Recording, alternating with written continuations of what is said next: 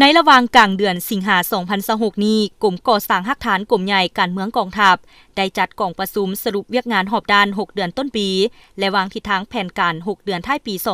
2026 โดยการเป็นประธานของสหายพันเอกคำหังไสมงคลหัวหน้ากลุ่มก่อสร้างหักฐานกลุ่มใหญ่การเมืองกองทัพ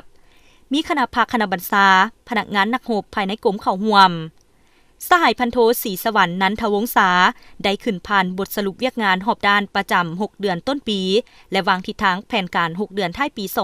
2026 ตลอดระยะผ่านมาคณะภาคคณะบัญชาได้เอาใจใส่ศึกษาอบรมการเมืองนำพาแนวคิดให้พนักงานนักรบเสื่อมซึมกำแน่นตามแนวทางนโยบายของพรรคกฎหมายของรัฐและกฎระเบียบของกองทัพให้มีคุณธาตุการเมืองหนักแน่น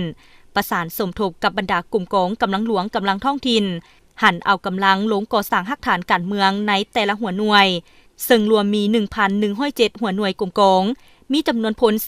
4,141 สหายกวมเอา1นครหลวง17แขวง3นคร145เมือง 8,507 บ้าน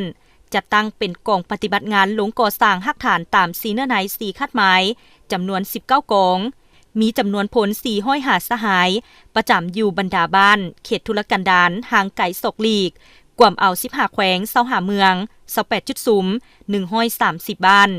สำเร็จการเคลื่อนย้ายกองปฏิบัติงาน208ที่ประจำอยู่บ้านปะหางเมืองซบเบาไปประจำอยู่กลุ่มบ้านบวมฟาดเมืองซอนแขวงหัวพันและยกย้ายกองปฏิบัติงาน202อยู่ตาแสงผาแดงเมืองกวนแขวงหัวพันไปประจำอยู่ตาแสงเสียงแข็งเมืองสิงห์แขวงหลวงน้ำทาสำเร็จการฝึกอบรมเวียกงานก่อสร้างหักฐานการเมืองสุดที่16ศุกร์ปี 2025 หา 2026ที่โรงเรียนทฤษฎีการเมืองกองทัพ